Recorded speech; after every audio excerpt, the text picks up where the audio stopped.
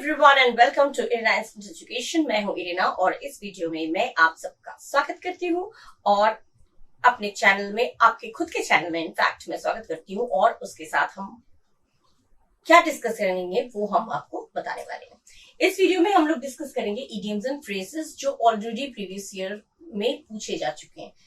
ठीक है, previous year के जो क्वेश्चंस हैं जो ऑलरेडी पुट अप किया जा चुका है वही क्वेश्चंस हम लोग डिस्कस करेंगे और इडियम्स एंड फ्रेजेस से रिलेटेड सारे क्वेश्चंस हमारे होंगे और उसमें मैं हिंदी का मीनिंग भी दे दी जाऊंगी जिससे कि आपको कभी भी कंफ्यूज ना होना पड़े। ठीक है, क्योंकि आप लोग कंफ्यूज जहां भी होंगे वहां पे आपको या तो मीनिंग का थोड़ा सा कंफ्यूजन रहता है तो वहीं पे आप लोग कंफ्यूज हो जाते हैं, ये वाला होगा यही वाला होगा। But if you know the meaning you can easily solve that question, right? So the first one is the team put their plan into execution the very next day. Into execution माने किसी plan को execute करना, कोई plan बनाया, कोई योजना बनाया, उसको कार्यान्वित करना, उसका संपादन करना। एग्जीक्यूशन माने संपादन करना, कार्यान्वयन करना, उस प्लान को चलाना, करना। ठीक है, तो इनटू एग्जीक्यूशन माने ये हो गया। अब यहाँ पे आप कर दिया प्रपोज्ड, जिसका मतलब होता है प्रस्ताव रखना या प्रस्तावित करना। प्रपोज्ड हो नहीं सकता, इसके साथ मैच होना चाहिए। इनटू एग्जीक्यूशन का मतलब है किसी काम को कार्यान्वित करना या संपादन करना। तो यहाँ प्रपोज्ड दिया है, प्रपोज्ड माने प्रस्तावित करना या प्रस्ताव रखना, ये मैच नहीं कर रहा है। डिस्कस करना माने चर्चा करना, तो चर्चा नहीं किया जा रहा है। और स्टार्टेड माने शुरू करना, ये आपका मैच कर रहा है। नन ऑफ दीज तो होगा नहीं, इनमें से कोई नहीं, नन ऑफ दीज नहीं होगा। इसमें तो कोई काम को प्लान उन्होंने बनाया और अगले ही दिन, द वेरी नेक्स्ट डे मतलब अगले ही दिन उन्होंने इस प्लान को, अगले दिन प्लान को क्या किया, अगले दिन प्रस्ताव रखा, अगले दिन चर्चा की, नहीं, अगले ही दिन उसको शुरू किया। तो started carrying out their plan, शुरू किया। ये हो गया आपका करेक्ट ऑप्शन, ये 2010 में आया है।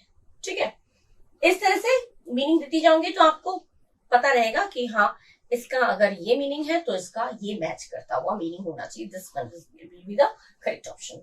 Okay, clear? Okay, next. Mrs Nayak open the discussion on the alarming rate of poverty in India. ठीक है, ओपन द डिस्कशन माने डिस्कशन शुरू किया, डिस्कशन शुरू किया, चर्चा शुरू किया। अब चर्चा शुरू किया, चार ऑप्शंस हैं, उनमें से किसके साथ मैच कर रहा है ये इडियम्स, वो हम लोग उसी को करेक्ट ऑप्शन चूज करेंगे। स्टार्टेड द डिस्कशन माने चर्चा शुरू किया, ये हमारा करेक्ट ऑप्शन है, खत्म। जब हमें मीनिंग मालूम है तो हम यहीं पे, हमारा बाकी पढ़ने की जरूरत नहीं है। लेकिन अगर आप चेक करना चाहते हैं तो आप बाकी के पढ़ सकते हैं। जैसे कि गेव हर ओपिनियन माने अपनी राय दिया, अपनी राय दी। राय देना तो यहाँ पे मैच नहीं कर रहा है, शुरू करना और राय देना दोनों डिफरेंट बात है। यहाँ पे दिया डिड नॉट एग्री, मतलब वो सहमत नहीं हुई, तो चर्चा से सहमत नहीं हुई, ये भी गलत है। सहमत ना होना, चर्चा शुरू करना, डिफरेंट हो गया। और यहाँ पे वेलकम द पीपल, लोगों का स्वागत किया, ये भी गलत हो गया। तो मैच नहीं कर रहा है, तो हमारा मैच कौन सा कर रहा है, ये वाला। तो ये हमारा हो गया करेक्ट ऑप्शन।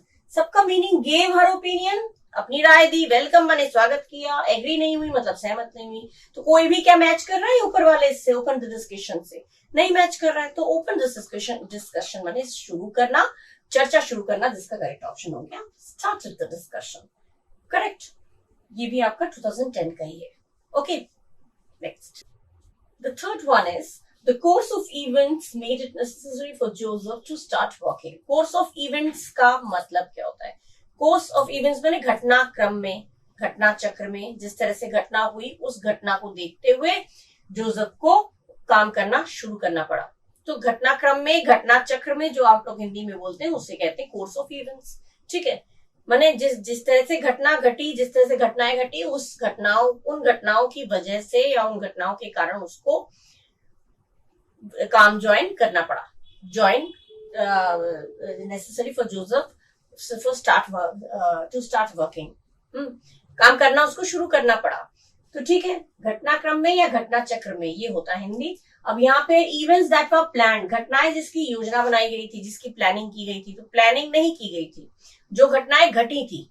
ठीक है, तो प्लानिंग नहीं होगा, ये गलत हो गया। लॉन्ग लिस्ट, फ्यूचर इवेंट्स का लॉन्ग लिस्ट, ये तो है नहीं। भविष्य की जितनी घटनाएं उसकी लॉन्ग लिस्ट नहीं मीन कर रहा है, ये भी गलत हो गया।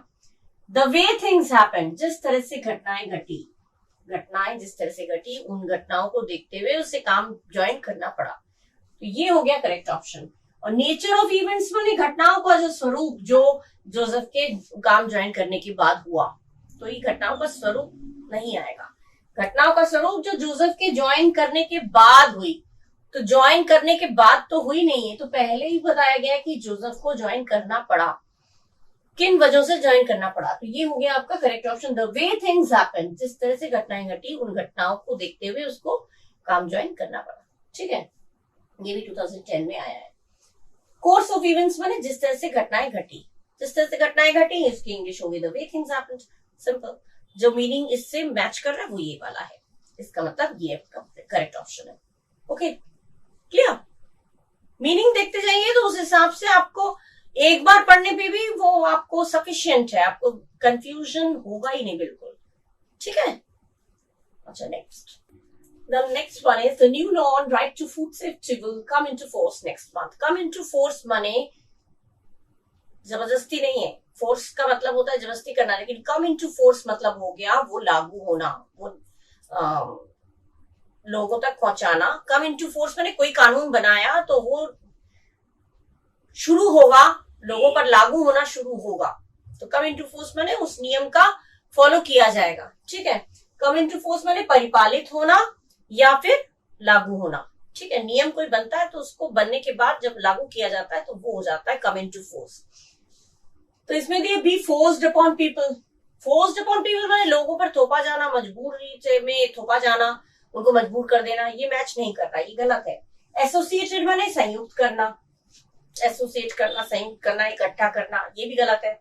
इसके साथ मैच होना चाहिए, लागू होना के साथ। तो यहाँ पे लोगों पर थोपा जाना ये नहीं है, एसोसिएटेड माने संयुक्त करना ये भी नहीं है, इम्प्लीमेंटेड लागू करना, परिपालित होना, लागू होना, ये हो गया करेक्ट ऑप्शन। और विड्रॉ माने लौटा देना और रिजेक्ट माने नामंजूर करना। तो कोई भी चीज जो है आपके साथ मैच नहीं कर रहा है सिवाय इसके इम्प्लीमेंट। इम्प्लीमेंट माने लागू करना, कोई कानून बनाते हैं तो वो लोगों तक जब लागू होता है, जो लोग उसको फॉलो करना शुरू करते हैं तो वो हो जाता है come into force, come into force या फिर इम्प्लीमेंट करना। तो ये हो गया आपका करेक्ट ऑप्शन। इस तरह से मीनिंग अगर आपको पता होगा तो आपको कोई भी प्रॉब्लम नहीं होगी।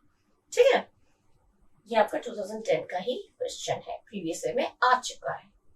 Okay, next, now the fifth one is when the girl wanted to stay out past midnight her father put his foot down।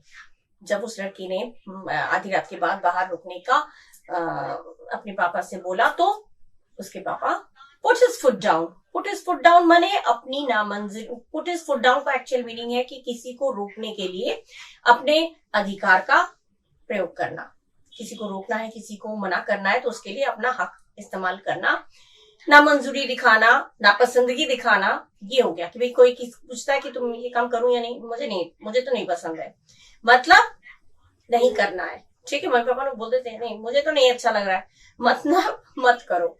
ठीक है, तो पुट हिज फुट डाउन का ठीक एग्जैक्ट वही मीनिंग है। ठीक है, नामंजूरी जाहिर करना कि मैं मंजूर नहीं हूं, मुझे तो मैं एग्रीड नहीं हूं, इस बात को जाहिर करना, तो पुट हिज फुट डाउन का मतलब ये होता है।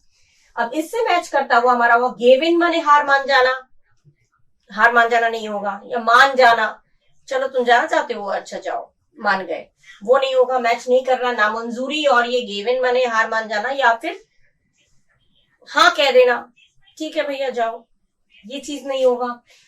वॉकड अवे डिसअप्रूविंगली, हाँ डिसअप्रूव माने नामंजूर, नामंजूरी की तरीके से, डिसअप्रूव माने नामंजूर करना और डिसअप्रूविंगली हो गया एडवर्ब, माने नामंजूरी दिखाते हुए वो वहां से चले गए, वॉकड अवे, वहां से चले गए।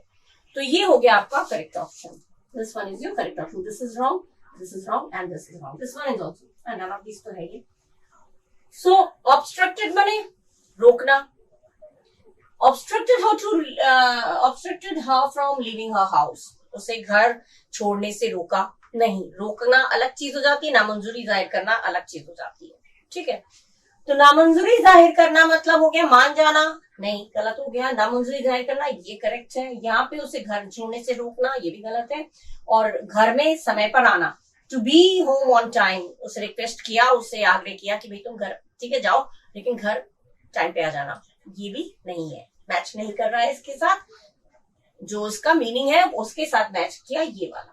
ठीक है, नन ऑफ दिस तो हो गई नहीं। तो ये हो गया आपका करेक्ट ऑप्शन, वॉकड अवे डिसअप्रूविंगली। इसका मीनिंग और इसका मीनिंग एक जैसा है, डिसअप्रूव करना, नामंजूर करना, नापसंदगी जाहिर करना। ये हो गया put down his feet, put down, put foot down मतलब हो गया नामंजूरी जाहिर करना, नापसंदगी दिखाना, उसके साथ ये मैच हुआ। तो ये हो गया करेक्ट ऑप्शन, ये भी 2010 में आया है। ठीक है, इस तरह से आपको मीनिंग समझते हुए अभी आप समझ लीजिए, उसके बाद जब अगर आएगा ये तो रिपीट हो ही सकता है, और रिपीट हुआ तो आप समझ जाइएगा अच्छा इसका मतलब ये होता है। एग्जैक्ट इसका मीनिंग ही मालूम है तो आप आराम से चूज कर सकते हैं, ऑप्शन कुछ भी हो। ठीक है ना, क्लियर? अच्छा, अब नेक्स्ट।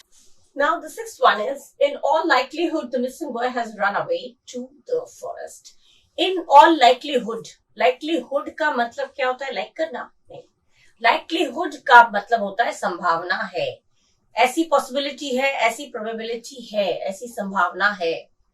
ठीक है, तो लाइक्लीहुड का मतलब ये हुआ। उस वर्ड से कंफ्यूज मत होइएगा, लाइक माने पसंद करने से कोई मतलब नहीं यहाँ पे। लाइक्लीहुड मतलब इन ऑल लाइक्लीहुड माने पूरी तरह से संभावना है। संभावना जो पक्का नहीं होता, संभावना मतलब हो सकता है, ये मतलब है। ठीक है, विद गुड इंटेंशंस, अच्छे इरादे से, ये नहीं मैच कर रहा है, अच्छे इरादे से थोड़ी होगा, ये गलत हो गया।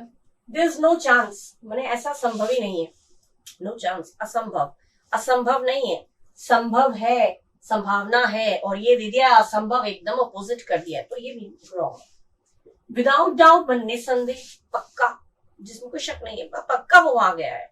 तो विदाउट डाउट तो पक्का नहीं है, पक्का अलग चीज हो जाती है, और शायद संभावना है, संभव है वो वहां गया होगा, फॉरेस्ट में गया होगा, शायद वो लड़का जंगल में भाग गया होगा, ये संभावना हम बता रहे हैं, पक्का नहीं है।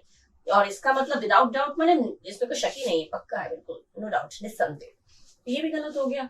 और इन मोस्ट प्रोबेबिलिटी, हाँ प्रोबेबिलिटी मतलब हो गया संभवता, ज्यादा से ज्यादा संभव है कि वो फॉरेस्ट में गया होगा, भाग गया होगा, तो संभावना, प्रोबेबिलिटी मतलब भी संभावना या संभवता, तो संभव और ये संभावना ये मैच हुआ, that means your correct option is this one. None of this तो हो गई नहीं, तो ये हो गया आपका करेक्ट ऑप्शन, ये 2011 में आया है। ठीक है, किस तरह से मीनिंग देती जा रही हूँ वो देखते जाइए, और उसमें आपका कंफ्यूजन क्लियर हो जाएगा अगर है भी तो। ठीक है, okay next. Now the seventh one is, the parents were completely in dark concerning their daughters plans. उनके डॉटर्स की, उनके बेटी का जो भी प्लान था उस संबंध में उनके पेरेंट्स जो थे, उनके माँ बाप जो थे, बिल्कुल इन डार्क थे। इन डार्क थे माने अंधेरे में थे, तुम अंधेरे में हो, अंधेरे मतलब सचमुच का अंधेरा नहीं, अंधेरे में मतलब अनजान होना, अनभिज्ञ होना, उसकी जानकारी ना होना। तो इन डार्क का मतलब होता है जानकारी ना होना या अनजान होना, अंधेरे में होना। ठीक है, अंधेरे में होना मतलब ही अनजान होना, किसी चीज की भनक न लग पाना, जानकारी ना हो पाना, वो हो जाता है इन डार्क। ठीक है, तो इन डार्क से मतलब कौन सा यहाँ पे मैच कर रहा है? सबसे पहले इग्नोरेंट अबाउट मतलब अनजान, तो यही हमारा फर्स्ट वाला ही मैच कर रहा है, क्योंकि सेकंड वाला देखिए अशेम्ड, अशेम्ड ऑफ का नहीं, शर्मिंदा, शर्मिंदा नहीं है। ये अंधेरे में थे, अनजान थे, शर्मिंदा नहीं होगा, शर्मिंदा नहीं मैच कर रहा है। प्रिटेंड माने दिखावा करना, अनजान बनने का बहाना करना, अनजान बनने, अनअवेयर बने, अनजान पता ही नहीं मुझे कुछ, ऐसा बनने का बहाना करना, दिखावा करना, ये भी नहीं होगा। और अनहैप्पी माने नाखुश होना, ये तो सिंपल वर्ड है, सबको मालूम होगा। तो नाखुश होना, अनजान बनने का दिखावा करना, शर्मिंदा होना, कोई भी नहीं होगा इसमें। अनजान होना यानी कि इन डार्क, ये मैच कर रहा है, that means this one is the correct option. ठीक है, ये आपका 2011 में ही आया है। क्लियर? किस तरह से हम लोग मीनिंग्स देख लेते हैं तो तुरंत पता चल जाता है कि हमारा करेक्ट ऑप्शन कौन सा है, गलती होने का संभावना नहीं होता। ठीक है, clear? Next. Now the eighth one is, I am in touch with police and they will be here in 10 minutes. In touch with, in touch with का मीनिंग क्या हुआ? संपर्क में, मैं उनके संपर्क में हूँ। संपर्क माने बातचीत के द्वारा मैं उनके संपर्क में हूँ। कभी दूर कोई रहता है तो हम लोग क्या करते हैं, बातचीत के जरिए उसके संपर्क में रहते हैं, तो उससे कहते हैं इन टच विद। ठीक है, तो इन टच विद मतलब संपर्क में, इसका कौन सा ऑप्शन इन चारों में से दिखाई दे रहा है? इन कम्युनिकेशन विद मतलब बातचीत के जरिए, प्रॉक्सिमिटी माने निकटता, बहुत घनिष्ठ, बहुत करीबी निकटता, बहुत गहरी निकटता। निकटता नहीं आएगा, निकटता अलग चीज हो जाएगी और संपर्क में अलग हो जाएगा। गुड टर्म्स, अच्छे संपर्क में। अच्छे संपर्क और संपर्क अलग चीज है। पुलिस के साथ अच्छे संपर्क नहीं होगा, पुलिस के साथ मैं कांटेक्ट में हूं, मैं इन टच हूं, मैं संपर्क में हूं, तो यहाँ पे गुड टर्म्स की बात नहीं हो रही है, अच्छे संपर्क की बात नहीं हो रही है। और फेमिलियर माने परिचित, परिचय। तो परिचित और परिचय अलग चीज हो जाती है। और संपर्क में रहना, किसी के संपर्क में रहना, दूर कोई है तो संपर्क में रहना, इन टच में रहना। कीप इन टच कहते नहीं, मिलते रहना, कीप इन टच मतलब मिलते रहना, टच में रहना, संपर्क में रहना, तो वो हो जाता है इन टच विद। तो इसके साथ जो करेक्ट ऑप्शन है ये फेमिलियर, परिचित नहीं होगा, और गुड टर्म्स भी नहीं होगा, और क्लोज प्रॉक्सिमिटी भी नहीं होगा। हमारा करेक्ट ऑप्शन होगा इन कम्युनिकेशन विद, क्योंकि हम संपर्क में रहते हैं बातचीत के दौर जरिए। ठीक है, निकटता के जरिए, अच्छे यहाँ पे पुलिस की बात हो रही है तो निकटता के जरिए, अच्छे संपर्क या परिचय, परिचित, ये तो मीनिंग ही नहीं यहाँ पे एडजस्ट हो रहा है, मतलब मैच नहीं कर रहा है। तो हमारा करेक्ट ऑप्शन हो गया इन कम्युनिकेशन विद। ठीक है, ये हमारा करेक्ट ऑप्शन हुआ। ये आपका आया था 2011 में। बिल्कुल सिंपल है, इसमें कुछ कंफ्यूजन है नहीं, इसलिए कुछ ज्यादा एक्सप्लेन करने का है नहीं इसमें। ठीक है, ये हो गया आपका 8th। अब हम लोग पढ़ेंगे next. Now the 9th one is, I stumbled upon some interesting old letters in my grandfather's desk. Stumbled upon का exact meaning क्या होता है, अगर वो पता है तो हम आराम से उसका ऑप्शन चूज कर लेंगे। Stumbled upon माने इत्तेफाक से कुछ मिलना, कर कुछ और रहे थे, इत्तेफाक से कुछ और मिल गया। इत्तेफाक से, बाय चांस या संयोगवश कुछ मिल जाना, कुछ पा जाना, कुछ समझ में आना, कुछ पता चलना, वो हो गया stumbled upon।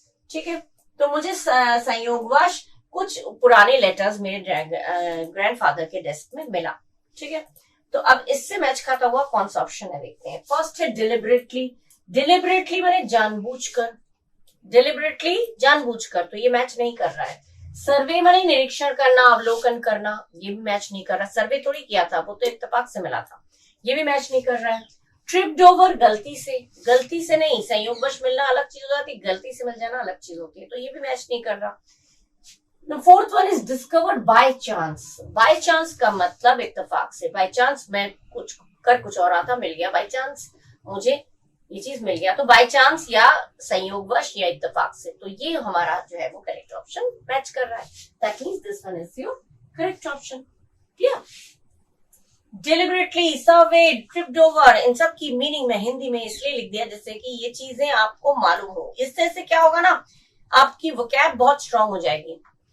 किसी और क्वेश्चन में भी अगर इस तरह के वर्ड्स यूज होंगे तो क्योंकि आपको इन शब्दों का मीनिंग मालूम है, because you know the meanings of these words, you can easily choose the correct option. सबके जब मीनिंग्स ही मालूम होंगे, सब वोकैब हमारा स्ट्रांग होगा, तो कुछ भी कर सकते हैं, कोई भी चीज हो सकता है, synonym, antonym, idioms, whatever it is, right.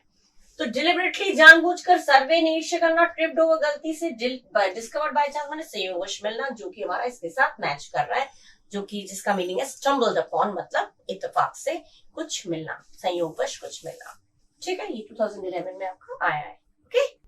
Okay, now the 10th one is the secretary made an entry of the arrangement. Made an entry, entry करना मतलब क्या होता है? एंट्री करना माने घुसना है, कहीं से एंटर करना नहीं। एंट्री कर लो, सारे नाम्स एंट्री कर लो, बोलते हैं ना, सारे नाम्स जितने लोग आए सबकी एंट्री हो जानी चाहिए। एंट्री माने एक लिस्ट बनाना, उन सब के नामों का लेखा जोखा करना, पूरी एक लिखित रूप में उसको कहीं पे रखना। ठीक है, जैसे सुरक्षित रहे, रिकॉर्ड बना के रखना पूरा एक। ठीक है, जैसे एग्जाम्स, जब एग्जाम्स होता है तो किस किस जगहों ने एग्जाम दिया, सबका एक रिकॉर्ड रहता है कि किसको इतने मार्क्स मिले, वो रिकॉर्ड, सब कुछ, कौन कहाँ पे क्या पे काम कर रहा है, सब रिकॉर्ड रहता है, एक जगह लिस्ट पूरी बनी रहती है कि सबका नाम रिकॉर्ड रहता है। तो एक लिखा जोखा, कितना खर्च हुआ, कितना खर्च नहीं हुआ, कितना सामान आया, तो एक एंट्री कर लेना, मतलब पूरा एक लिस्ट बना लेना, रिकॉर्ड रखना। तो मेड एन एंट्री मतलब रिकॉर्ड रखना। ठीक है, कोई एक रिकॉर्ड बनाना, लेखा जोखा करना, इससे मिलता जुलता जो होगा वो हमारा करेक्ट ऑप्शन होगा। यहाँ पे दिया डिस्कशन, इनिशिएट माने शुरू करना, डिस्कशन माने तो डिस्कस, विचार विमर्श, विचार विमर्श शुरू करना गलत है, ये मीनिंग नहीं है। सेकेंड है मेड रिकॉर्ड, हाँ this one is the right answer.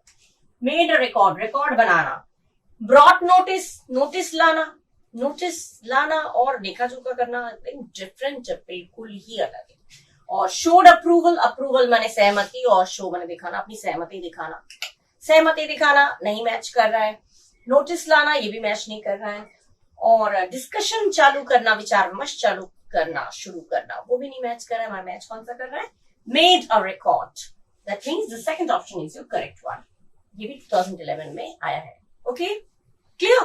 किस तरह से हम लोग करेक्ट वाला ऑप्शन खींच के निकाल लेते हैं और सबका मीनिंग अगर पता है तो कुछ कंफ्यूजन की बात ही नहीं होगी। ठीक है ना? इस तरह से आप लोग माइंड में फीड कर लीजिए और ये एक बार में आपको चूज कर लेना है। Okay, now next, next one is hornets nest. Hornets nest मतलब क्या है? वैसे तो हॉर्नेट मतलब क्या होता है? जो डंक मारने वाले, तेज डंक मारने वाले, जो भिंड बोलते हैं उसको, मधुमक्खी, वो उसको कहते हैं। लेकिन यहाँ पे हॉर्नेट्स नेस्ट मतलब क्या है? हॉर्नेट का नेस्ट मतलब हो गया बहुत ही हिंसक सिचुएशन, बहुत ही वायलेंट सिचुएशन, बहुत ही खतरनाक माने हिंसक परिस्थिति उत्पन्न हो जाती है, बहुत हिंसा होने लगती है, ऐसी सिचुएशन हो जाती है जहाँ बहुत मारकाट हो रही, तो उसे कहते हैं हॉर्नेट्स नेस्ट। ठीक है, तो हॉर्नेट्स नेस्ट मतलब हिंसक परिस्थिति। ठीक है, ये क्लियर हो गया। अब इसके साथ मैच करता हुआ हमारा कौन सा है? बीज हाउस, मधुमक्खी का घर। नहीं, ये नहीं हो सकता। Violent situation, yes, this one is the right, this is wrong, this is right. Busy house तो कोई मतलब ही नहीं है। बिजी मतलब बहुत व्यस्त, और हाउस माने घर, व्यस्त घर, बिल्कुल मैच नहीं कर रहा है। और खतरनाक जगह भी नहीं होता है। खतरनाक जगह अलग चीज हो गई, और बहुत ही परिस्थिति एकदम हिंसक हो गया, वो अलग चीज है। ठीक है, तो हिंसक परिस्थिति जो मैच कर रहा है करेक्ट ऑप्शन, वो है वायलेंट सिचुएशन के साथ, मतलब हमारा करेक्ट ऑप्शन वायलेंट सिचुएशन है। ठीक है, ये अगर आया तो हॉर्नेट्स नेस्ट जब भी आएगा तो समझ लीजिएगा कोई खतरनाक परिस्थिति की बात हो रही है, कोई ऐसा सिचुएशन बहुत ही वायलेंट हो गया, जहाँ वायलेंस बहुत ज्यादा हो रहा है, हिंसा हो रही है, ऐसे परिस्थिति को, ऐसे सिचुएशन को हम लोग कहेंगे हॉर्नेट्स नेस्ट। ठीक है, ये भी 2011 में आया है। Clear? Now the 12th one is never never land. कितना अच्छा सुनने में लग रहा है, नेवर नेवर लैंड माने ऐसा लैंड जो कभी हो ही नहीं सकता। ऐसा लैंड, ऐसी जमीन जो भी हो ही नहीं सकती। वो कैसा होगा? सपनों का। सपनों में जो चीज देखा है वो अगर सही नहीं हुआ, वो सच में तब्दील नहीं हुआ, तो वो सपनों का जो चीज सच्चाई में नहीं दिखता है वो सपना।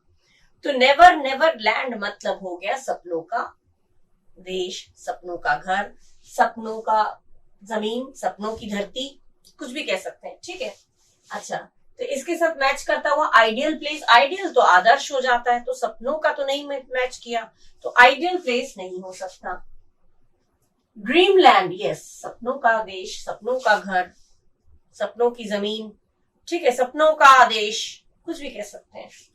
तो ये हो गया आपका करेक्ट मैच। वर्थलेस नहीं होगा। वर्थलेस माने बेकार, जो किसी काम का नहीं है, अयोग्य, बेकार, तुम्हारे ये चीज तुम्हारे रहने योग्य नहीं है तो अयोग्य। This is worthless place for you. बोलते हैं ना, तुम्हारा इस जगह में तुम्हारा रहना वर्थ नहीं है, it is not worth it, ये तुम्हारे योग्य नहीं है, तुम्हारे लायक नहीं है। तो वर्थलेस माने बेकार जगह। ठीक है, अयोग्य जगह। और यूजलेस माने एकदम व्यर्थ, फालतू परिस्थिति। यूजलेस सिचुएशन माने एकदम यूजलेस सिचुएशन, यूजलेस बातें कहते हैं जिसका कोई अर्थ नहीं है, एकदम अर्थहीन, बेकार, नकारा जिसे कहते हैं, वो हो गया यूजलेस। तो यूजलेस भी मैच नहीं कर रहा है। यूजलेस और सपनों का देश, सपनों का घर, दोनों अलग है। ठीक है, सपनों का नेवर नेवर लैंड में सपनों का घर, सपनों का देश, कुछ भी आप मान सकते हैं। एटलीस्ट मतलब ऐसी जगह जो केवल कभी हो ही नहीं सकता। नेवर नेवर मतलब वो सपना। अगर रियलिटी में हो गया तो फिर वो सपना थोड़ी हुआ, सपना पूरा हो गया। फिर जो हम देखेंगे, फिर जो सपना मेरा ये हो, मेरा वो हो, तो वो सपना हो जाता है। ठीक है, तो नेवर नेवर लैंड का मीनिंग हमारा हुआ ड्रीम लैंड। तो ये ड्रीम लैंड हो गया हमारा करेक्ट ऑप्शन, दैट्स ऑल। ये भी आपका 2011 में आया है। ठीक है, कितना अच्छा ये नेवर नेवर लैंड सुनने में कितना अच्छा लग रहा है ना? तो ये अगर आया तो आपका ऑप्शन ड्रीम लैंड होगा। ठीक है, land of dreams, dream land, कुछ भी हो सकता है। ठीक है, now the next one is cap it all. Cap it all, इसका मीनिंग हुआ, ये एक इडियम है और इसका मतलब होता है सब कुछ फिनिश करना, कुछ समाप्त करना या कुछ पूरा करना। ठीक है, कैप इट ऑल इसका मीनिंग याद रखिएगा, इसके मीनिंग से मिलता जुलता कोई भी अगर आपका ऑप्शन आए तो आप समझ जाएंगे, क्योंकि इसका मीनिंग आपको मालूम होगा। ठीक है, कैपिटल माने पूरा करना, समाप्त करना। ठीक है, इससे मिलता जुलता हमारा कौन सा, टू कवर एवरीथिंग। कवर माने ढकना, किसी चीज को ढकना, किसी चीज का बचाव करना, किसी चीज को दबा देना। ठीक है, सुरक्षा करना, बहुत सारी चीजें होती है, लेकिन इनमें से कोई भी मीनिंग क्या कैपिटल की मीनिंग से मैच कर रहा है? नहीं कर रहा है, क्योंकि कैपिटल का मतलब है किसी काम को पूरा करना, कुछ पूरा करना, फिनिश करना, तो ये मैच नहीं कर रहा है। सेकेंड है सीज एवरीथिंग, कुर्क करना, जब्त करना, ये चीज होती है जब्त करना या कुर्क करना, तो ये भी मैच नहीं हो रहा है। ठीक है, थर्ड वन इज फिनिश, तो ये दोनों तो आपके रॉन्ग हो ही गए, ये इनकरेक्ट है। This one is your correct option, मतलब to finish. And the fourth one is to occur. Occur माने कोई चीज घटित होना, कोई घटना घटना या कोई चीज घटित होना, उसे कहते हैं टू अकर। तो ये भी आपका मैच नहीं कर रहा है, जो आपका पूछा गया है जो इडियम, उससे मैच नहीं कर रहा है। ठीक है, घटित होना और जब्त करना और कुछ दबा देना या ढक देना, तीनों ही मैच नहीं कर रहा है। हमारा मैच कौन सा कर रहा है? थर्ड वन, मतलब टू फिनिश। तो this one is your correct option. Okay, clear? ये भी आपका 2011 में आया है। ठीक है, नोट डाउन करते रहिए, मैं ईयर्स मैं नोट करती जा रही हूँ, मेंशन करती जा रही हूँ, उसको नोट करती जाइए। Okay, now next. Okay, now the next one is like a sitting duck. Like a sitting duck actually means a person who can be easily cheated. एक ऐसा आदमी जिसको आसानी से कोई भी चीट कर सके, आसानी से कोई भी धोखा दे सके, आसानी से कोई भी इतना इग्नोरेंट है, इतना अनजान है, इतना अनभिज्ञ है कि उसे कोई भी बुद्धू बना सके, आसानी से किसी की बातों में आ जाए या आसानी से बुद्धू बन जाए। ठीक है, या आसानी से धोखा खा जाए, ऐसे आदमी के लिए यूज होता है ये idiom, like a sitting duck. जैसे कोई बहुत सीधा साधा है, एकदम अनजान है, तो आप कह सकते हैं कि this person is just like a sitting duck. Don't bother about him. उसके लिए परेशान मत हो, he is just like a sitting duck. Sitting duck मतलब बिल्कुल ही इग्नोरेंट, बहुत ही अनजान, एकदम मासूम, जिसको कोई भी आसपास के चीजों से परवाही नहीं हो, कोई भी धोखा दे दे आसानी से, ऐसे आदमी के लिए यूज होता है लाइक अ सिटिंग डक। ठीक है, कोई अगर ऐसा है जिसको आसानी से धोखा दे दिया जाता है, तो उसे हम कहेंगे he is just like a sitting duck, use होता है खूब। ठीक है, तो ये एक ईडियम है। तो इससे मैच करता हुआ आपका लेजी नहीं आएगा, लेजी माने आलसी, फैट माने मोटा, ये भी मैच नहीं कर रहा है। स्लीपी माने निद्राजनक या शांत, एकदम नींद में होना, ये भी नहीं मैच कर रहा है। इग्नोरेंट माने अनजान या अनभिज्ञ, ये आपका मैच कर रहा है। तो this one is your correct option. ठीक है, नन ऑफ दीज बने, इनमें से कोई नहीं, ये दो नहीं, तो ये ऑप्शन आपका करेक्ट ऑप्शन है। ठीक है, इसके साथ मैच हमारा ये वाला कर रहा है, दैट मींस ये ऑप्शन हमारा सही है, बाकी सारे गलत है, इनकरेक्ट है। ठीक है, ये आपका 2011 में आया है। Okay, clear? Now the next one is pull your socks up. Pull your socks up माने मेहनत करने की कोशिश करो, put your efforts to improve yourself, अपने आप को सुधारने की, इम्प्रूव करने की कोशिश करो, एफर्ट करो। ठीक है, ये होता है meaning pull your socks up मतलब। ठीक है, सुधार लाना, सुधरने की कोशिश करना, कोशिश करते हुए सुधार लाना, ये हो जाता है meaning pull your socks up मतलब। ठीक है, ये इडियम ये मीनिंग देता है। अब इससे मिलता जुलता है टू गेट रेडी, तैयार होना, ये नहीं हो सकता। टू इम्प्रूव, ये नहीं हो सकता। टू स्टार्ट, शुरू करना, नहीं, शुरू करना बिल्कुल मीनिंग नहीं आ रहा है। और टू फिनिश मैंने समाप्त करना, ये भी नहीं आ रहा है। तो हमारा जो बच गया वो क्या है? To improve. इम्प्रूव मैंने सुधरना, सुधारना, जो भी है वो मैच कर रहा है आपका पुल योर सॉक्स अप की मीनिंग के साथ। ठीक है ना, तो पुल योर सॉक्स अप के साथ हमारा करेक्ट मैच हुआ टू इम्प्रूव, बाकी ये तीनों इनकरेक्ट है। ओके, कितना आसान है ये चीजें। इडियोमेटिक फ्रेज में बात करने में अपना लैंग्वेज भी बहुत अच्छा हो जाता है, और इससे आपका वोकैब जो है वो स्ट्रांग हो जाता है, और एग्जाम की प्रिपरेशन तो हो ही जाती है ना। तो pull your socks up, come on pull your socks up कहते हैं ना, अरे चलो कोशिश तो करो, इम्प्रूव करने की कोशिश करो, कमर कस लो, कहते हैं ना, वो चीज है सुधार लाना या सुधरना, जिसका मैच करेक्ट मैच है टू इम्प्रूव। Okay, clear? ये भी आपका 2011 में आया है। क्लियर? ये सारे क्वेश्चंस ऑलरेडी पूछे जा चुके हैं। ठीक है ना, इस तरह से आप लोग हिंदी मीनिंग देती जा रही है, जिससे कि आपको कोई भी कंफ्यूजन होने का चांस ही ना हो। Okay, now the next one is, although Ravi felt lonely in his fight against the wrong, he decided to take the bull by the horns. Take the bull by the horns, इस idiom का मतलब क्या है? इसका मतलब ये है कि किसी भी मुश्किल काम को दृढ़ता से करना, कोई भी मुश्किल काम है पूरी हिम्मत से करना, पूरी दृढ़ता के साथ, डिटरमाइंड वे में, to do something difficult in a determined way, किसी मुश्किल काम को पूरी दृढ़ता के साथ, पूरी हिम्मत के साथ, पूरी ब्रेवरी के साथ करना, ठीक है, उसे कहते हैं take the bull by the horns, ठीक है। कोई भी मुश्किल काम हो जिसे आप हिम्मत से करते हैं, बहादुरी से करते हैं, ताकत के साथ करते हैं, उसे कहते हैं take the bull by the horns. इसका मतलब ये है। अब इसके साथ देखते हैं कौन सा मैच करता है। पहला है Ravi decided to convince others. Convince माने मनाना, convince others by stands, convince माने मनाना, ये मैच नहीं कर रहा है, मनाना थोड़ी है। Ravi decided to give up his fight, give up माने हार मान जाना, अपनी फाइट को, अपने लड़ाई को हार मान जाना, लड़ाई से हार मान जाता, गिव अप माने हार मान जाना, लड़ाई से हार मान गया, हार मानने का डिसाइड किया, तय किया, ये भी नहीं होगा, तो ये गलत हो गया। कन्विंस करना नहीं, किसी को मनाना, अपने स्टैंस के, अपने इस डिसीजन के लिए किसी को कन्विंस करना, ये गलत है। गिव अप माने हार मान जाना, अपने इस फाइट के अगेंस्ट, इस लड़ाई के अगेंस्ट वो अपना हथियार डाल देगा, हार मान जाएगा, ये तय किया, ये भी नहीं है।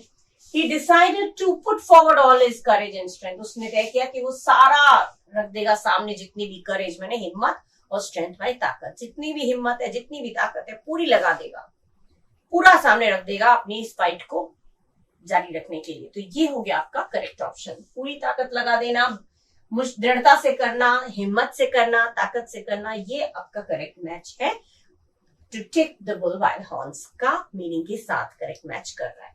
और ये अपोलोजाइज करना माने एक तरह से माफी मांगना, अपने हरकतों के लिए माफी मांगना, ये भी नहीं हुआ। माफी मांगना और मुश्किलों का सामना करना दोनों बिल्कुल अपोजिट चीज हो गई इनफैक्ट, ठीक है ना, तो ये नहीं होगा। तो take the bull by the horns का करेक्ट ऑप्शन आपका हुआ Ravi decided to put forward all his courage and strength. उसने तय किया कि उसने सारी हिम्मत, सारी ताकत को लगा देगा और पूरी दृढ़ता के साथ उसका सामना करेगा। ये हुआ उसका करेक्ट ऑप्शन। इसका मीनिंग याद रखिएगा, इसका मीनिंग जो भी है वो ध्यान रहेगा, तो आप कोई और भी चीज अगर आएगा तो आप मीनिंग मैच करके आराम से लगा लेंगे, चूज कर लेंगे करेक्ट ऑप्शन, ठीक है ना।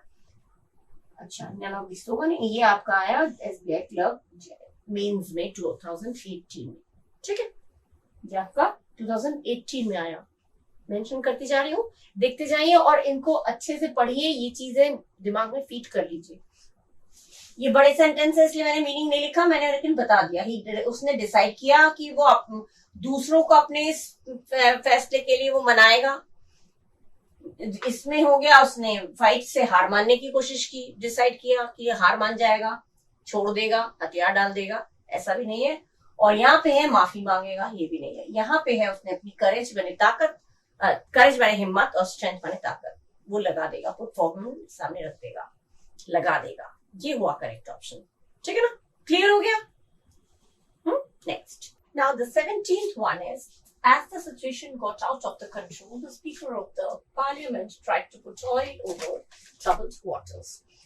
Put oil over troubled waters, this is the actual idiom which has been asked. यही actual idiom है जिसका मीनिंग हमें निकालना है।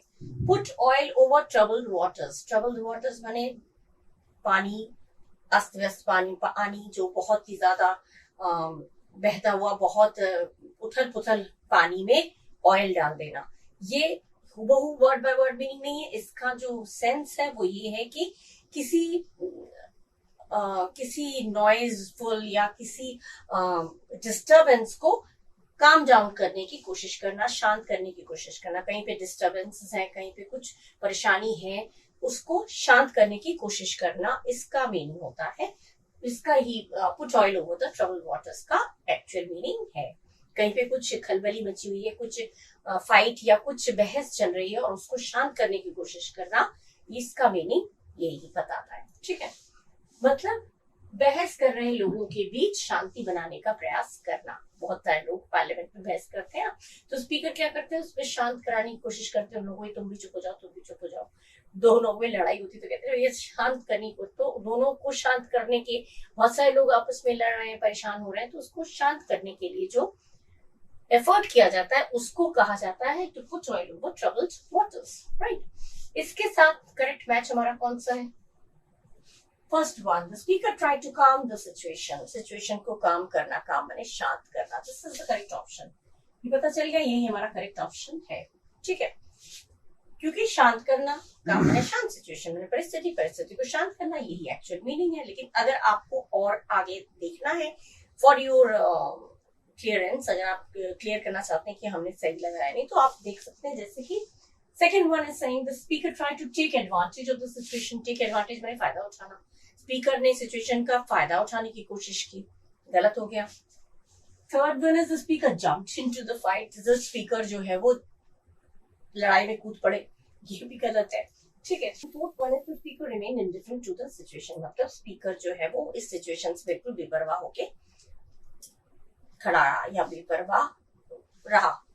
इंडिफरेंट माने ध्यान न देना, बेपरवाह होके रहना। तो इन चारों में से बेपरवाह होना नहीं होगा, क्योंकि उसने सिचुएशन को शांत करने की कोशिश की, बहस को शांत करने की कोशिश की, तो बेपरवाह नहीं होगा। फाइट में कूद गया, ये भी नहीं होगा, और उसने फायदा उठाने की कोशिश की, ये भी नहीं होगा। तीनों गलत है, that means the correct one is this one, the first one, the speaker tried to calm the situation, ठीक है। ये आपका आया 2018 में, ठीक है, मेंशन कर दिया कौन सी ईयर में आया था, और इसको अच्छे से पढ़ लिया। ये मीनिंग दे रखा है, तो मीनिंग अगर आपको पता है तो you can solve any question like this, right? Okay.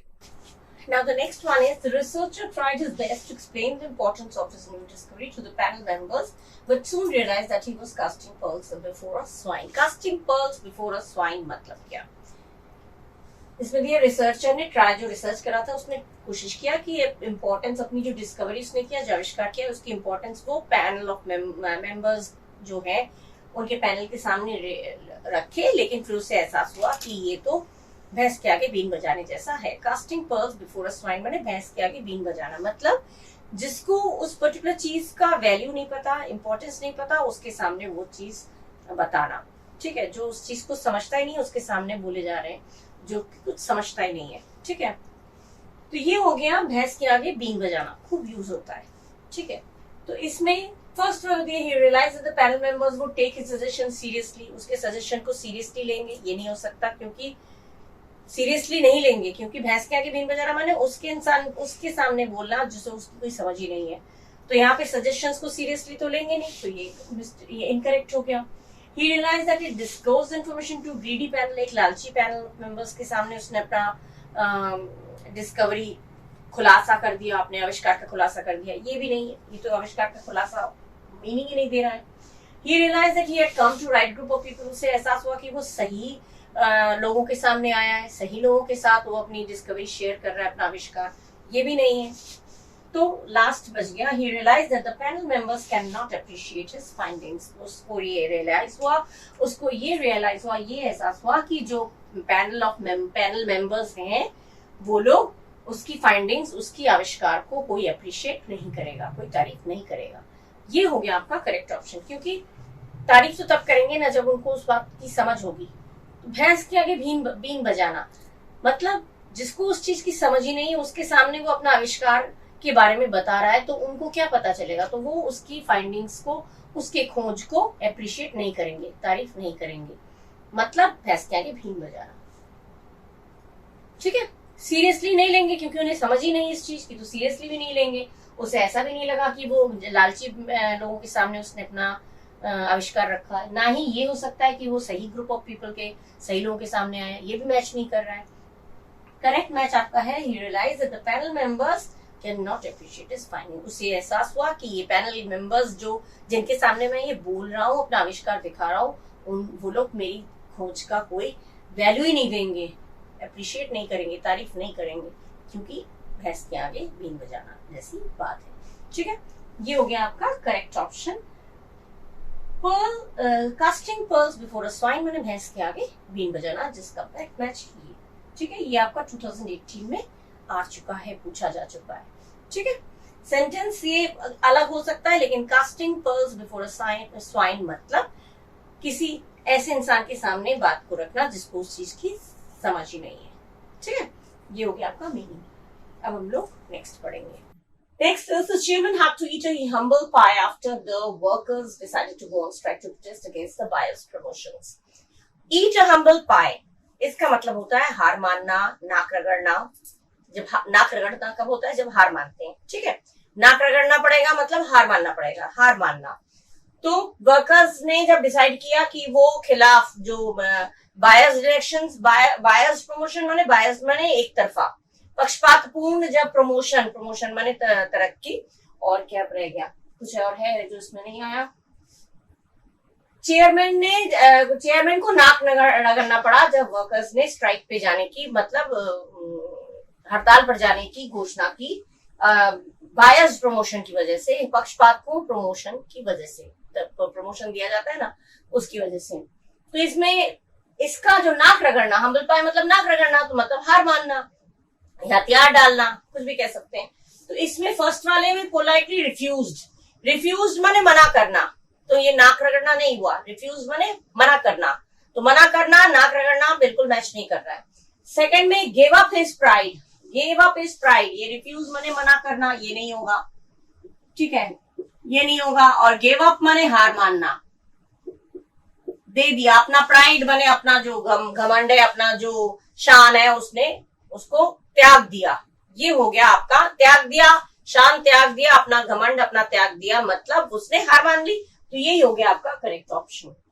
इसमें फेस डिफीट, हार का सामना करना पड़ा, ऑर्डिनरी बोला तो हार का सामना करना पड़ा नहीं, उसने हथियार ही डाल दिए।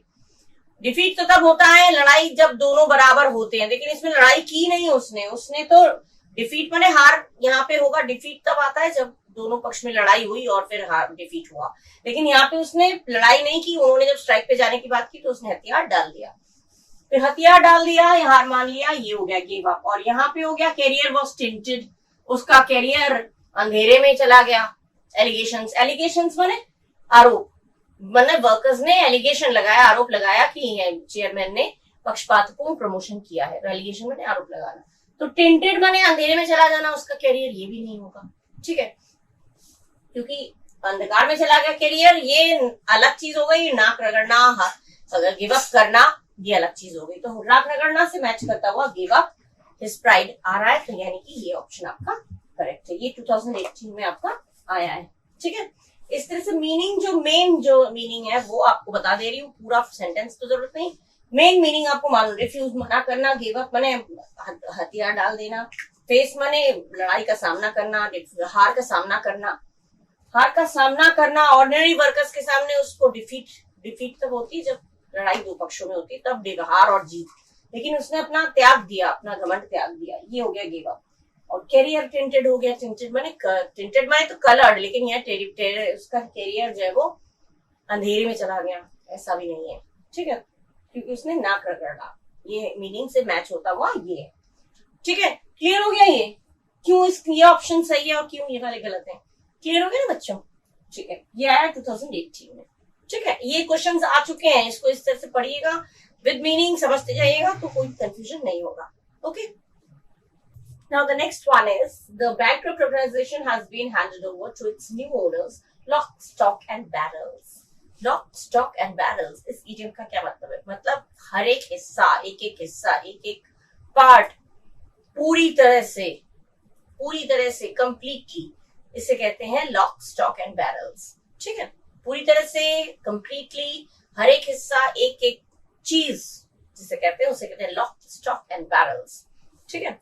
सुनने में कितना स्टाइल लगता है, स्टाइलिश, ठीक है। अच्छा, तो इसमें ऑप्शन दिया है बैंकरप्ट माने दिवालिया, कोई संस्था दिवालिया हो गया है तो उसने हैंडओवर कर दिया है, दे दिया है न्यू ओनर्स को, नए मालिकों को, क्या दे दिया है? लॉक, स्टॉक एंड बैरल्स, मान न्यू ओनर को, नए मालिक को सारा कुछ दे दिया है, ठीक है। तो सारा कुछ दे दिया है, जिसके साथ मैच करेगा वो हमारा करेक्ट ऑप्शन होगा, क्योंकि लॉक, स्टॉक एंड बैरल्स मतलब कंप्लीटली, पूरी तरह से। इसमें दिया only a few department, only a few department नहीं, सब कुछ, तो ये गलत हो गया। सबसे पहले ही हमें पता चल गया ये गलत है, क्योंकि इसमें कह रहे केवल कुछ डिपार्टमेंट नहीं, सब कुछ दे दिया, सारा कुछ दे दिया, तो ओनली फ्यू डिपार्टमेंट नहीं होगा। Bought the bankrupt organization for a very nominal amount, ये भी नहीं, अमाउंट नहीं दिया, नॉमिनल अमाउंट नहीं दिया, ये भी गलत हो गया। Owners have brought the bank in a hurry, जल्दबाजी में ओनर्स ने bankrupt ऑर्गेनाइजेशन को जल्दीबाजी में लिया, जल्दीबाजी नहीं होगा, इन अ हरी नहीं होगा। वहां पे कंप्लीटली का कोई मीनिंग नहीं दे रहा है, मतलब पूरी तरह से उसको ले लिया, मालिकाना हक अपना लिया, ले लिया, उसका किसी में भी मीनिंग नहीं आ रहा है, इसमें भी नहीं, इसमें भी नहीं, इसमें भी नहीं। फोर्थ वाला the new owners have completely taken over. हाँ, टेक ओवर करना, टेक ओवर करना माने हथिया लेना या अपने हाथ में ले लेना, ये हो गया आपका correct option. That means this one is the correct option.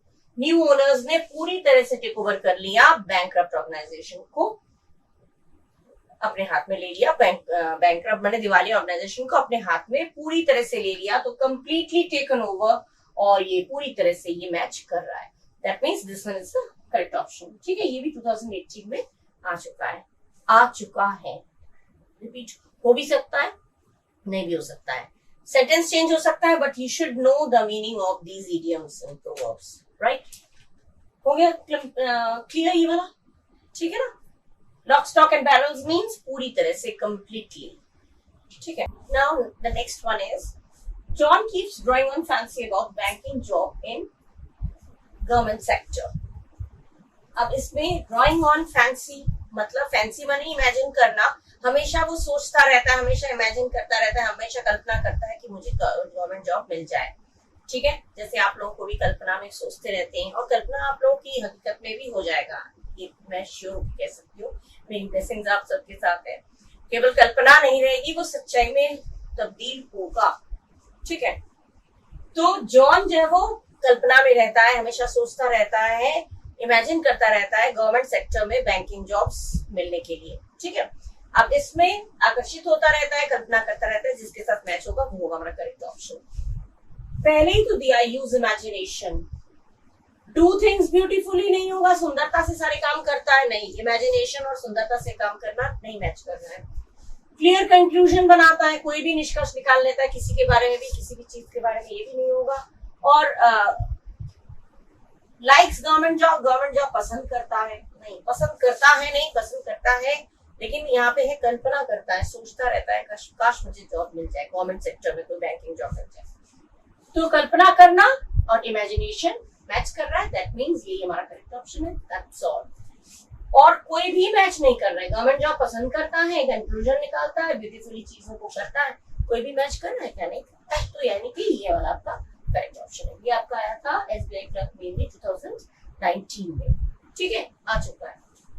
इस तरह से मीनिंग मैं बताती जा रही हूँ, क्योंकि सेंटेंस लंबे हैं तो वो मैं बताती जा रही हूँ उस मीनिंग्स। और ये हिंदी में इसलिए लिख दे रही हूँ कि आपके दिमाग में फील हो जाए कि अच्छा इसका मतलब ये होता है। सामने लिखा रहता है तो वो दिमाग में बैठ जाता है, हाँ इसका मतलब तो ये लिखा था। वर्बली बोल दूं, मौखिक रूप से बोल दूं तो वो हो सकता है आपका दिमाग से निकल जाए, लेकिन इस तरह से लिख दूंगी तो दिमाग में बैठा रहेगा, भूल नहीं सकते। मैं आप लोगों को भूलने ही नहीं दूंगी। ठीक है, तो ये हो गया आपका 21st। ठीक है, 21वां वाला। अब और देखते हैं क्या निकलते आता है, कौन कौन से आते हैं। ठीक है, now the next one is after reading the story time again we are finally reading between the lines. Reading between the lines इस पर्टिकुलर इडियम का मतलब होता है उसका गूढ़ अर्थ निकालना, उसमें छुपी हुई मीनिंग को निकालना, छुपा उसमें उसको बताना क्या चाह रहा है, उस क्या मीनिंग है, असली मीनिंग क्या है, उसमें कौन सा अर्थ छुपा हुआ है वो जानना।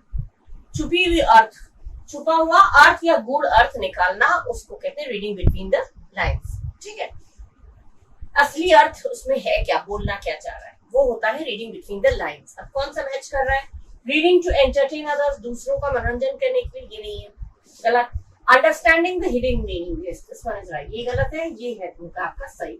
And understanding the hidden meaning, उसके अंदर हिडन माने छुपा हुआ मीनिंग, माने छुपे हुए अर्थ को समझने की कोशिश करना, यही हो गया आपका मैच कर रहा है रीडिंग बिटवीन द लाइन्स के साथ। ठीक है, ये reading only to show someone else about your style of reading, हमारा स्टाइल, रीडिंग का स्टाइल सबको शो करना, ये तो नहीं है। स्टाइल शो करना, रीडिंग बिटवीन द लाइन्स अपना मतलब अपना स्टाइल शो करना नहीं है, गलत है, ये गलत हो गया। और reading to clear the exam, exams clear करने के लिए कर रहा है, एग्जाम पास होने के लिए कर रहा है, ऐसा भी नहीं है, तो ये भी इनकरेक्ट हो गया। ठीक है, नन ऑफ दिस होगा ही। तो मेन हो गया reading between the lines means गूढ़ अर्थ निकालना या असली अर्थ निकालना या छिपा हुआ अर्थ निकालना। ठीक है, और जिसका करेक्ट ऑप्शन हो गया hidden meaning, understanding the hidden meaning. Hidden माने भी छुपा हुआ, और रीडिंग बिटवीन द लाइन्स मतलब भी छुपा हुआ अर्थ निकालना। हो गया ना मैच, तो ये हो गया इसका करेक्ट ऑप्शन। और ये बाकी जो है वो इनकरेक्ट है, इसका करेक्ट ऑप्शन नहीं है। ये भी आपका आया है एसबीआई क्लर्क में 2019 में आ चुका है, ठीक है। यही मेन चीज है जिसका अर्थ आपको मालूम होना चाहिए, ठीक है। Now next. Okay, now the next one is failing in exam again and again even after putting all the hard work is bad blood.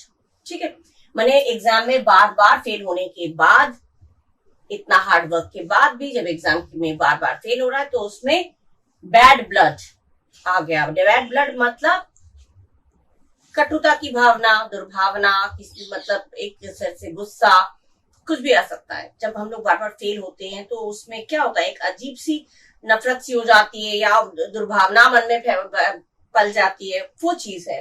तो दुर्भावना या कटुता, ठीक है, ये हिंदी तो आप लोगों को मालूम है।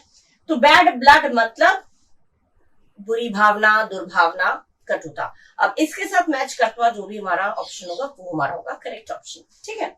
अब इसमें consume time consume time and affects the health, इसमें टाइम लगता है और हेल्थ पे इफेक्ट पड़ता है, ये बात नहीं बोली गई है। हेल्थ पे इफेक्ट पड़ता है और टाइम लगता है ऐसा नहीं बोला गया है। भावना, दुर्भावना भर जाती है या हो जाती है, ये नहीं है। एस्पिरेंट्स बिकम अनहेल्दी, एस्पिरेंट्स माने जो लोग अप्लाई करते हैं एग्जाम्स में, अपियर करते हैं, सॉरी अपियर जो लोग करते हैं, उम्मीदवार जो लोग होते हैं वो लोग अनहेल्दी हो जाते हैं। अनहेल्दी माने अस्वस्थ हो जाते हैं, ऐसा नहीं है, अस्वस्थ अलग चीज हो जाती है। Aspirants do not take interest, जो उम्मीदवार हैं जो एग्जाम दे रहे होते हैं वो इंटरेस्ट नहीं लेते हैं, ये भी नहीं बोला गया है। दुर्भावना अलग चीज है, इंटरेस्ट नहीं लेते हैं ये अलग चीज है, ठीक है, मैच नहीं कर रहा है मीनिंग।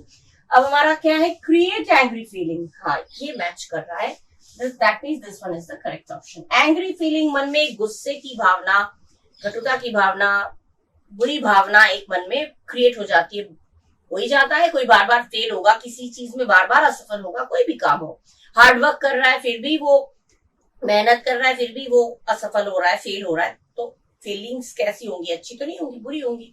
तो ये फीलिंग्स से मैच कर रहा है। दुर्भावना माने बुरी भावना, भावना, और ये फीलिंग माने भी भावना, और एंग्री फीलिंग माने गुस्से की भावना, ये हो गया करेक्ट मैच। तो ये हो गया आपका करेक्ट ऑप्शन, बाकी इनमें से कोई भी नहीं। अनहेल्दी, अनहेल्दी को बात ही नहीं हो रहा है, यहाँ पे अनहेल्दी कर दिया, यहाँ पे भी हेल्थ पे इफेक्ट करता है, यहाँ अनहेल्दी बोल दिया, यहाँ हेल्थ पे इफेक्ट करता है बोल दिया, यहाँ पे बोला इंटरेस्ट नहीं लेता है, ठीक है। तो तीनों ही इनकरेक्ट है, this one is your correct option. ये आपका 2019 में मेंस में आया है, ठीक है। क्लियर हो गया किस तरह से हम करेक्ट चीज को, बैड ब्लड का मीनिंग याद रखिएगा, बैड ब्लड माने बुरी भावना, नफरत की भावना, गुस्से की भावना, जो चीज हमारे फ्रस्ट्रेशन को दिखाता है, ठीक है, निराशा दिखाता है, वो चीज हो गया बैड ब्लड, क्लियर। ओके, अब नेक्स्ट पढ़ेंगे। Now the next one is Alice was very good at quant, but she was watching a teacher's video. She was taking it with a grain of salt. ठीक है, Alice बहुत ही होशियार थी, बहुत ही expert थी, बहुत एक एकेडमिक थी, हर चीज को समझने में बहुत माहिर थी। लेकिन जब उसने टीचर का वीडियो देखा तो उसने क्या किया, take it with the grain of salt, ये पूरा इडियम है, take it with the grain of salt माने नमक के बराबर, इतना सा, मतलब उसने वीडियो तो देखा लेकिन उसे कुछ शक रह गया, पूरी तरह से वो विश्वास नहीं कर पाई। Taking it with a grain of salt माने किसी बात पर पूरा विश्वास ना होना, सुनी हुई बात, कोई बात सुना आपने, उस पर पूरा विश्वास नहीं कर पाए, कहीं ना कहीं लग रहा कि ये हमें मिसलीड कर रहा है, गलत बता रहा है, या हमें पूरी तरह से विश्वास ना होना, कुछ विश्वास हुआ लेकिन पूरी तरह से विश्वास नहीं होना, या किसी चीज को सीरियसली ना लेना, गंभीरता से ना लेना, not to take seriously anything, किसी चीज को, किसी ने कोई बात कही उसको सीरियसली ना लेना, या कुछ शक रह जाना कि नहीं कहीं गलत बता रहा है। तो ये चीज जो है, पूरी तरह से किसी बात पर विश्वास न करना या गंभीरता से न लेना, ये मीनिंग हो गया इस इडियम का, taking it with a grain of salt, ठीक है। इससे मैच करता हुआ हमारा जो ऑप्शन होगा वो हमारा सही होगा। She was enjoying the video, वो वीडियो एंजॉय कर रही थी, नहीं एंजॉय नहीं कर रही थी, उसे शक था, डाउट था, ठीक है, तो ये नहीं होगा। To listen to something with considerable doubt, हाँ डाउट, वो थोड़े सी डाउट को, थोड़े से शक के साथ वो सुन रही थी, माने वो जो सुन रही थी, वीडियो जो सुन रही थी या देख रही थी, उसे हल्का सा शक था, तो ये हो गया doubt. Listening with full attention, ये गलत है, पूरी अटेंशन से नहीं सुन रही थी, और not listening with full attention, पूरी अटेंशन से नहीं सुन रही थी, ये भी बात, अटेंशन की तो, ध्यान की तो बात ही नहीं है, सुन रही थी, ध्यान ध्यान से सुन रही थी, नहीं ध्यान से नहीं सुन रही थी, ये दोनों ही गलत है। इसमें दिया ध्यान से नहीं सुन रही थी, इसमें दिया ध्यान से सुन रही थी, लेकिन ध्यान की बात ही नहीं है। उसे सुन तो रही थी लेकिन उसे शक था कि कहीं ये मिसलीड कर रहा है, कहीं ये जो वीडियो दिखा रहा है उसमें कहीं ना कुछ झोल है, कुछ ना कुछ गड़बड़ है, कुछ तो गलत है। ठीक है, तो इसीलिए आपका किसी चीज को सुनना डाउट के साथ, कुछ हद तक शक मन में रहता है, तो शक के साथ उस चीज को लेना, पूरी तरह से विश्वास न कर पाना, ये हो गया करेक्ट मीनिंग, ये आपका हो गया इसका करेक्ट मैच। ठीक है, ये भी आपका 2019 में आया है, आ चुका है। ठीक है, इस तरह से आप जो मीनिंग आपको मालूम होगा तो आप अच्छी तरह से इजीली आप उसका करेक्ट ऑप्शन चूज कर पाएंगे। इसी तरह से चूज करिएगा, ये मीनिंग्स ध्यान रखिएगा, हिंदी में दे रही हूँ उसको लिख लीजिएगा, जिससे कि एट अ ग्लांस एक बार पढ़ लेंगे तो वो बार बार आपको याद रहेगा, बना रहेगा, बार बार पढ़ते रहेंगे, बार बार याद आता रहेगा, वो फीड हो जाएगा दिमाग में। ठीक है, अब हम लोग नेक्स्ट पढ़ेंगे। Now this one is the boy broke the window and took to his heels. लड़के ने विंडो को तोड़ा, खिड़की को तोड़ा और टुक टू हिज हील्स माने भाग गया। टुक टू हिज हील्स इडियम का मतलब होता है भाग जाना। ठीक है, भाग जाना मीनिंग है, तो जो भी ऑप्शन में भाग जाना का मीनिंग दिखाएगा वो हमारा होगा करेक्ट ऑप्शन। ठीक है, the boy ran into the window, भाग जाना तो है लेकिन विंडो के अंदर भाग गया, ये गलत है, ये मिस्टेक इनकरेक्ट है। The boy broke the window and run away, हाँ क्योंकि इसमें रैन इनटू द विंडो जो दिया है, तोड़ा वो बात तो उसने मेंशन ही नहीं किया, उसने तोड़ा फिर भागा, लेकिन इस वाले सेंटेंस में तोड़ने का कोई बात मेंशन है नहीं, तो ये इनकरेक्ट हो गया। The boy broke the window and ran away, this one is right. लड़के ने विंडो तोड़ा और भाग गया, this one is the correct option. The boy broke the window and fell on his heels, वो अपने हील्स पर बैठ गया, ये गलत है, बैठ तो गया, गिर गया, ये भी नहीं होगा। और the boy broke the window with his heels, उसने अपने हील्स से विंडो तोड़ दिया, ये भी गलत है, हील से थोड़ी तोड़ा था उसने, इसमें ये भी इनकरेक्ट है। इसमें विद हिज हील्स आएगा, मतलब टू हिज हील्स, मतलब ये भाग जाना है, ये सेंस दे रहा है भाग जाना, लेकिन यहाँ पे भाग जाने की बात नहीं है, यहाँ पे भी भाग जाने की बात नहीं है, और यहाँ पे भाग जाने की बात है लेकिन विंडो के अंदर तोड़ने वाली बात जो है वो मेंशन नहीं किया गया, तो रह गया हमारा ये the boy broke the window, उसने विंडो तोड़ा, जैसे बच्चे करते हैं, तोड़ते हैं और फिर भाग जाते हैं कहीं डांट ना पड़े, तो the boy broke the window and ran away, this is your correct option. Okay, ये भी आपका 2019 में मेंस में आ चुका है। ठीक है, अब इसके साथ में इतना ही मैं रख रही हूँ अभी, क्योंकि एक साथ बहुत ज्यादा नहीं दूंगी, और इसके बाद अगले वीडियो में मैं कुछ और ऐसे ही क्वेश्चंस लेके आऊंगी, इडियम्स एंड प्रोवर्ब्स से रिलेटेड ही कुछ क्वेश्चंस जो ऑलरेडी पूछे जा चुके हैं वो मैं आपके साथ शेयर करूंगी। और इस वीडियो में आई होप आप लोगों को अच्छा लगा होगा। बड़ी मेहनत से मैं लिखकर एक एक चीज एक्सप्लेन करती हूँ, अगर आप लोगों को कहीं भी लगे कि हाँ मैम अच्छा समझा रही है, मेहनत कर रही है हमारे लिए, तो और सब्सक्राइब जरूर कर दीजिएगा अगर नहीं किया है तो, और लाइक करिएगा, शेयर करिएगा और बच्चों के साथ, फ्रेंड्स के साथ जो लोग इन एग्जाम्स के लिए प्रिपेयर हो रहे हैं। ठीक है, मेरे भी मोटिवेशन बढ़ेगा और आपका भी फायदा होगा। ठीक है, तो पढ़िए, खूब पढ़िए, मेरी ब्लेसिंग्स आप लोगों के साथ है। और इस वीडियो में मैं अभी यहाँ तक रख रही हूँ, और नेक्स्ट वीडियो में मैं फिर कंटिन्यू करूंगी, कुछ और चीजें ले आऊंगी या यही क्वेश्चंस ले आऊंगी आपके लिए, सिर्फ आप लोगों के लिए।